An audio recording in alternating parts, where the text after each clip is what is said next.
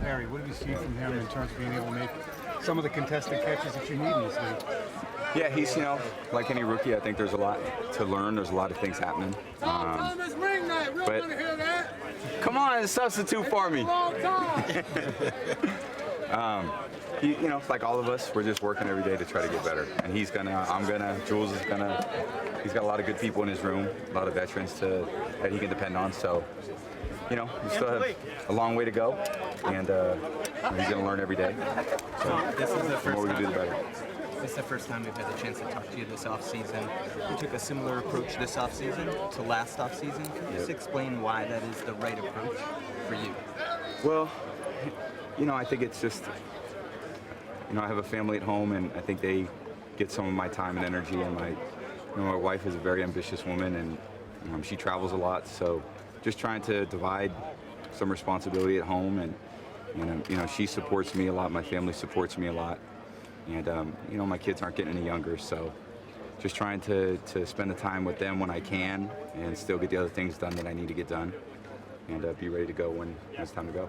Hey, Tom, what is your reaction to not having Gronkowski here and just the evolution that you'll have to go through again in another sense on this offense? Yeah, it's the first time in a long time, and he was such a great player for our team, and I think like any season, things are different, and we're going to have to adjust differently, and teams are going to play us differently without him. We've seen it even when he's been, on the team. So, the other guys are getting up to speed. Matt's done a good job. Ben's done a good job. Steven Anderson's done a good job. So, that's got to be a position of strength, even if it's not one player, but multiple players doing different roles. And, there was times in my career before that where we had similar approaches. So, no one's going to make any excuses for our offense. We're going to do everything we can to be the best we can be, score every time we touch the ball, and tight end position is a big part of our offense, and those guys are gonna have to do a great job for us. You mentioned Ben, and he talked about reuniting with you after being away for like 10 years. Yeah. What's that been like? You guys have 10-year-old kids now, for one thing. He's got one older than me. He's got 14 years of marriage on me too. So he's a great guy. He's been a great player in this league, and you watch him play out here still, and he's got just great ability.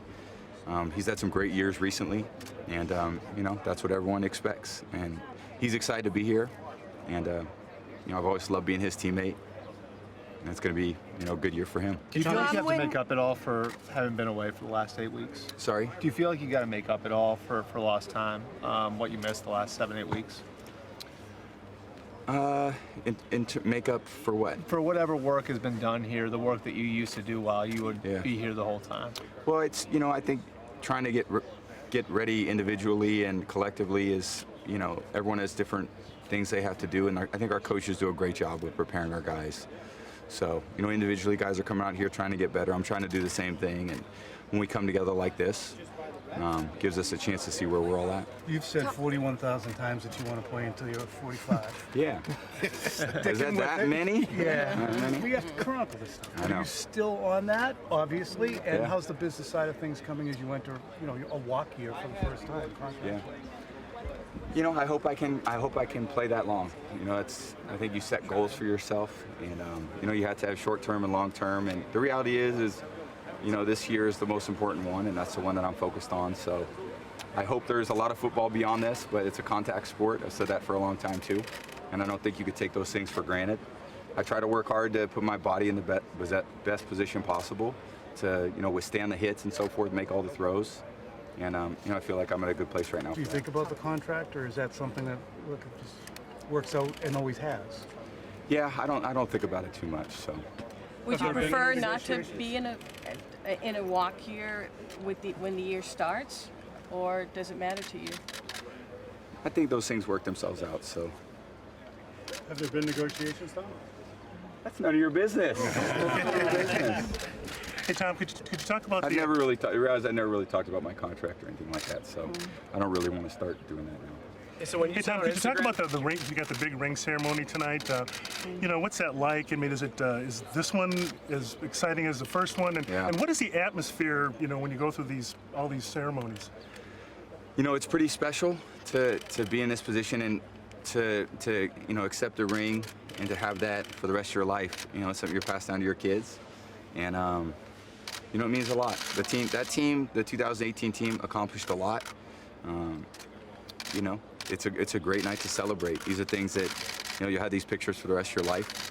So it'll be fun. Everyone's looking forward to it. What about the ceremony? It's at the Mr. Kraft's house. I mean, Yep. They talked about the intimacy or what it's like, just the atmosphere.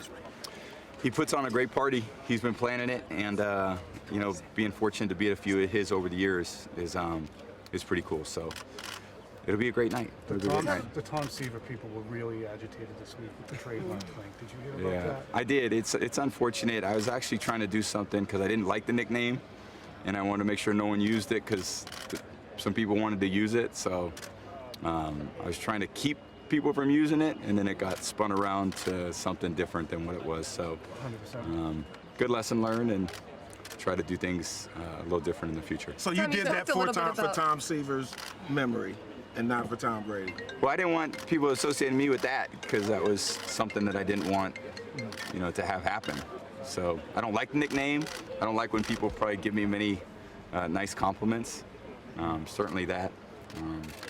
It wasn't something I was trying to do out of any disrespect or ill manner or anything like that. So no plans to use any merchandise or anything.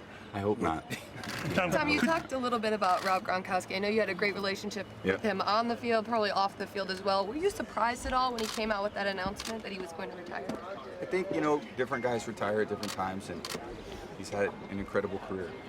So he's spoken a lot about it. I know a lot of people have. I don't think that what this particular day is about. I mean, I love the guy. I'm going to see him tonight. We'll get a big celebration. He'll have fun tonight at the party. We will too. But, you know, this team has to establish something differently. All the players have to come in and earn a role. And, you know, that's what this week's been all about. Tom, could you talk about your relationship with Zdeno Chara? You know, you guys have a relationship, and by the way, he's on the ice tonight. And Good. Maybe might even play tonight. Just what, you know, your relationship and your thoughts about him. And you're 41, he's 42. Yeah, it's amazing. He's accomplished a lot in his career, and he represents a great team. You know, we've been in the same area, so following him and following the Bruins, it's been an exciting time to be around here. So he's been a great kind of role model for people. Very tough, very disciplined, very dedicated guy. One of the nicest guys I've ever met in my life. And just happy to see that team be in the position they're in. It sucks for him to have a broken job, but knowing him, he'll be out there if he can. Tom, what have you learned about N'Keal Harry so far? What have you got to learn about N'Keal? Yeah, I think like anyone, he's working, and we're trying to use the time to talk about different routes, and there's so many different things to learn. I always say, you know, when someone's 22, in some ways it's a disservice the way they get treated, you know, because everyone expects them to come in and just, you know, take what they did in college and replicate it in the pros. And in reality, it's a totally different game. And it's really hard to get acclimated to these environments. To go from an amateur to being a professional is entirely different. And just like all of us who were 21 or 22 at one time, the difference when you're older and have experience, the level of comfort, you know, knowing exactly what the expectations are very important. So it's just a work in progress. I think all of us are trying to learn each other, trying to learn the offense, and you put all these moving parts together, and it takes time to forge relationships, but you do it through a lot of repetition and a lot of communication, and that's the time of year that we're in. How's it working with? Is that why you invited him to work out with you and Julian, where the Instagram pictures all came from and stuff? Yeah, you know, I've worked with a lot of different guys over the years, so yeah, just it's important to get out there and kind of replicate what we're trying to do out here. So. Bill always mentions that this is a teaching camp. As you've been around longer, has your role kind of evolved into teaching, or you're still learning out here? I mean, I think quarterback's natural thing is to communicate and teach to a degree, but again, we have coaches that do all the teaching, and you know, I sit in the meetings like everyone else, trying to learn something and try to apply something and bring it to the field, or make a correction on one day and then move on to the next day and try to improve it. So, you know, it's been 3 days. We got some stuff to learn from, and that'll go all the way up until the end of the year. I mean, you're never a finished product. I mean, this is one thing you look at last year, you know, how we evolve and how we grow. We're at a certain point, and you just try to keep coming out with a great process and try to get better as the year goes. What was that tweet about that there's going to be an 18-game season, or that it's going to be talked about? You've been in this league a long time, from a two-a-day period on to here.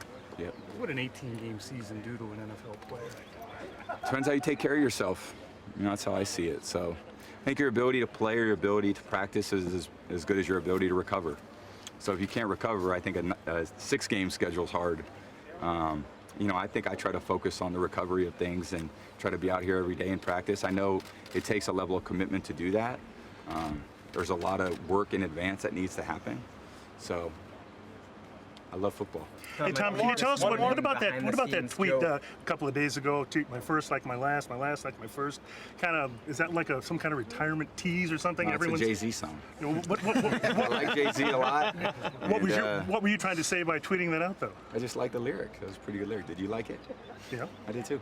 I put some music lyrics in there on time to time. So there's no hidden meaning in there about retirement or anything? No, I think it's a general appreciation for. Every year you got to come out and you got to earn it. And I don't think anyone relies on what I have done last year or 19 years ago. I think it's about what I can do for this team this year and to make sure my body's prepared, my mind's prepared, everything mentally and physically is in a good place to, it's a marathon of a season. I said it for a long time too. You've got to, it's not really, mile 1's not the hard part. Mile 20 is the hard part. And, that's where you have to bear down and, where you're really tested mentally and physically. And, football's a tough sport, so things have to be, when things are good emotionally, mentally, physically, I think that puts you in a great position to play your best football. Tom, all right, behind the scenes today, it's the 75th anniversary of D-Day, obviously, and Joe Cardona got promoted to lieutenant. Yeah.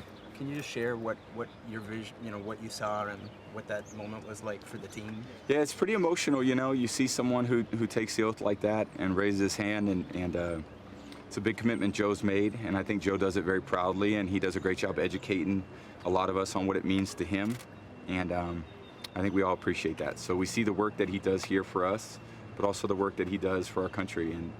And I've talked to Joe a lot over the years about what his roles and responsibility are, and I think everyone's proud of his accomplishments.